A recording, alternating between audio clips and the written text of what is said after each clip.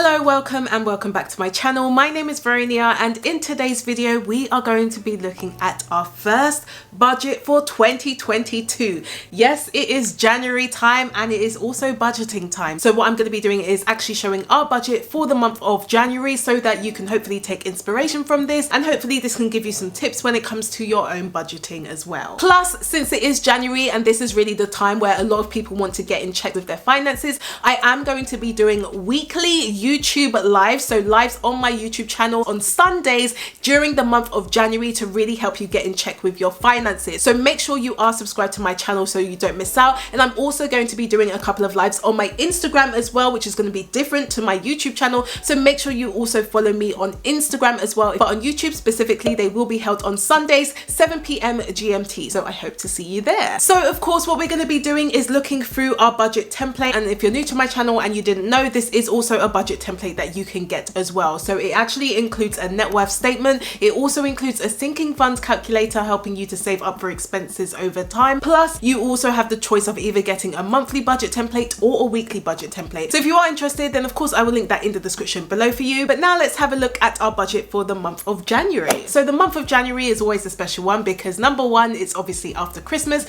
where most people are broke, but then also at the same time January is my birthday. So let's just go over what the budget is like for the month of January. Now in terms of our income, we pretty much have a very sporadic income now. So if you're new to my channel and you don't know, my husband actually has a 9-to-5 job, so that's how he gets paid. I used to have a 9-to-5 job, but I actually ended up quitting my 9-to-5 job. I have videos that explain that in a bit more detail, so of course those will be linked in the description below for you. But essentially I no longer have a 9-to-5 job because I really just wanted honestly to take a year out and just kind of breathe and chill a little bit. But then also I have a business that I'm currently growing as well, so that's kind of the income that we have. So you can see that my husband's salary is on there. We did take some money out of my business as well, and we didn't take any money out of investments because we're just currently growing that at the same time. So I do like to keep our total income relatively private, but the one thing I will say is that we do not earn big bucks. So that's all I'm gonna say. You'll be able to tell from our spending anyway. So yeah, that's pretty much the income. And the other thing that I wanted to mention was that we actually had some money left over from last month.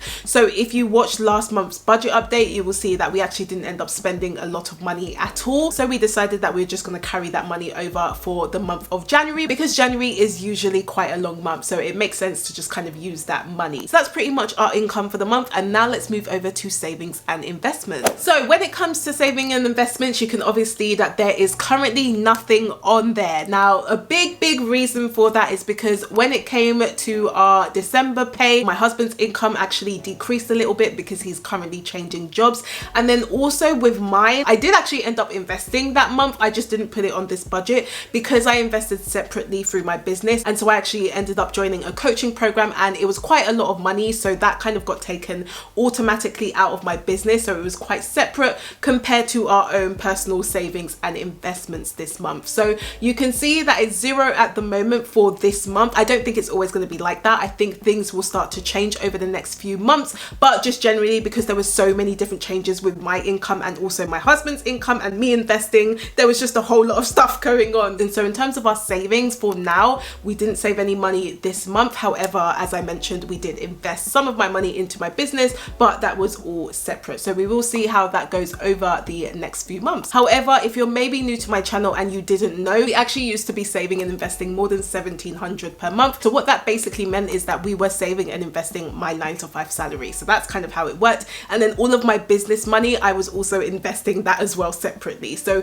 we were doing a lot of savings and investments. So it's kind of interesting to see how that's kind of shifted at the moment. But I do actually think the month of December and January has just been a bit of an anomaly month. That should change. It's probably not going to be as much as the 1,700, but I do want to be able to at least invest a few hundred a month if we can. But moving over to our essential bills. So if you've actually been following me for a while, then you will know that our essential bills are pretty much fixed costs. So they don't tend to change very much that often. But in terms of our bills, if you didn't know, we currently pay around $1,050 for rent. We also pay $50 for water, another $62 and $86 for electric and gas, $145 for council tax, $29.60 for broadband, $158 for iCloud, $12 and $10 for our SIM contract. So we actually buy our phones outright and then we'll just have a SIM contract. We are with Roxy, so if you are UK specific and you're looking for a SIM subscription contract, Voxy is something that I would definitely recommend, particularly if you like having endless social media data. So definitely check out my link if you are interested in Voxy, because we do get a free voucher, so that will be left in the description below for you. And then of course, when it comes to TV license, again, if you're new to my channel and you don't know, we don't actually pay TV license per month.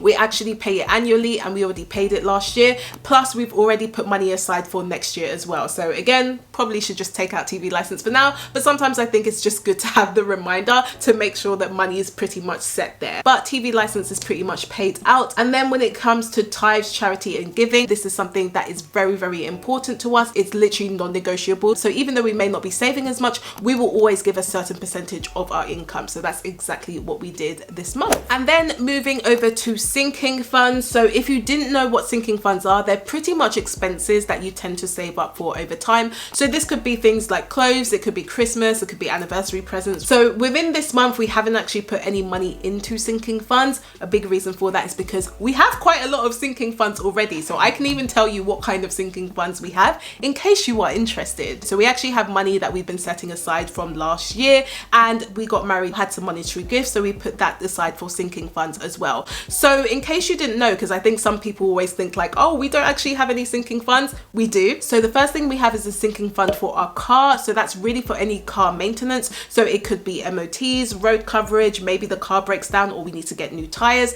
anything like that. We've got money set aside for that. We also have a sinking fund for clothes as well. So we have money set aside for clothes. So if we ever want to just buy clothes, or if we need a new jacket or new shoes, we've got a sinking fund for that. We've also got a sinking fund for TV license, as I mentioned. So that money has pretty much been set aside for next year. And then we've also got a sinking fund for my husband's glasses as well. So just in case he needs to buy a new pair of glasses, we have money for that as well. And then we've also got another sinking fund for presents. So that's if we have like any birthday presents, like family birthday presents or anything like that, we have a sinking fund for that too. And then separately, I actually also have a couple of sinking funds. So that's in my own personal account. So I actually have one for Christmas, and to be honest, because I didn't spend all of my Christmas money last year, I'm just going to be carrying that on to next year as well. So it means that I don't have to save as much for Christmas, which is great. And then also I have another one for presents as well. So these are really if my friends have birthdays and I want to get them something, then I have a sinking fund for that. So they're pretty much all of our sinking funds. So although we haven't set aside any for this month, we do have a lot of sinking funds covered already. Now, when it comes to actually creating sinking funds and being able to save money and essentially just actually stick to your budget,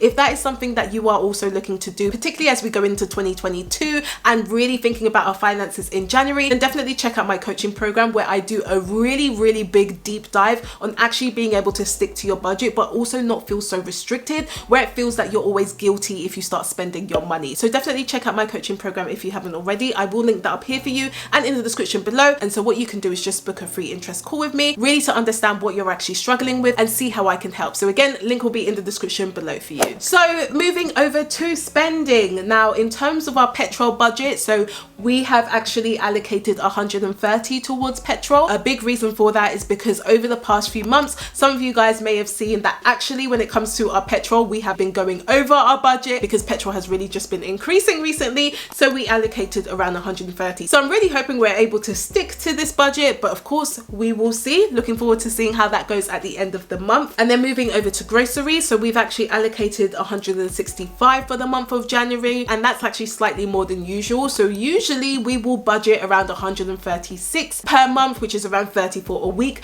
But because we have 5 weeks between our last paycheck and then my husband's paycheck in January, that obviously means we're going to need another week of food. So it means that we have increased our food budget as well to 165. So hopefully we'll be able to stick to that as well. We will definitely see. And of course, I will keep you guys updated too. And also, if you're interested to see how we actually end up sticking to our food budget and some of the hacks that we actually do, I have a couple of videos where I talk about that in a bit more detail. So definitely check that out if you haven't already. I will of course link that up here for you and in the description below. And then next up, we have budgeted for toiletries. So we have budgeted around 30 for toiletries. So that's something that we tend to basically spend on average. I would say sometimes it is slightly higher, sometimes it's slightly lower. In terms of this month, we have realized there's quite a few things that have ran out. So whether we will stick to that 30 budget, I'm not sure. but of course I will let you know and keep you updated. And then moving over to spending, so if you didn't know, myself and my husband, we have our own spending, and so we allocate 100 each towards our spending. So that's really just for us to do anything with our money. We don't question it, we just literally just spend it how we like. I mean, again, it is my birthday month, so I might end up spending the full 100, not too sure yet, we will see.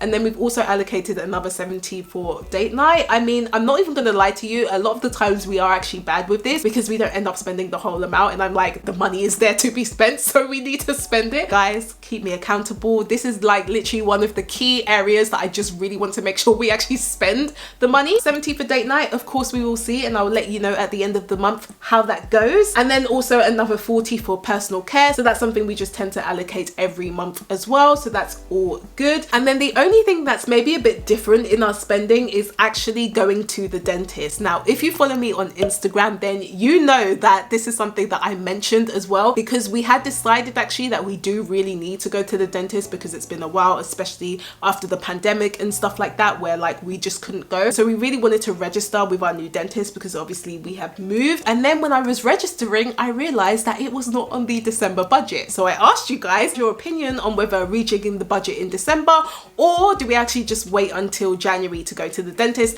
And most of you guys voted for January going to the dentist. So that's actually what we've done. So we have put some money aside to go to the dentist, and so we've allocated money for the dentist for both of us to attend that this month. And then of course we had some loose change left over, so that was around 140, so that was put in our pennies jar. And if you didn't know what our pennies jar is, it's basically any loose change that we either have from our budget or anything that we actually purchase. It just automatically gets placed in our pennies jar, and hopefully that will just start to grow, and we can either use it as a mini emergency fund, or we can just use it to spend on something. I'm not too sure yet, but we'll let it keep growing. So in terms of our spending, obviously you can see it's around 684 we've budgeted, which is probably just under $900. So I would say it's actually slightly more than what we're used to. I think a big reason for that is probably more so because of the petrol, and also because we're both going to be going to the dentist as well this month. Plus we've got 5 weeks worth of food to budget for rather than 4, so you can see how that kind of starts to add up. But I'm hoping January should be a pretty good month, but of course I will keep you guys updated. So if you did like this video, then please do give me a thumbs up if you haven't already, and let me know in the comments, are you confident that you're going to stick to your January budget? I do post every Tuesday and Friday, and I'll also be posting weekly lives on Sunday in the month of January as well, so do make sure you're subscribed to my channel if you would like to know more, and I will see you guys on Sunday.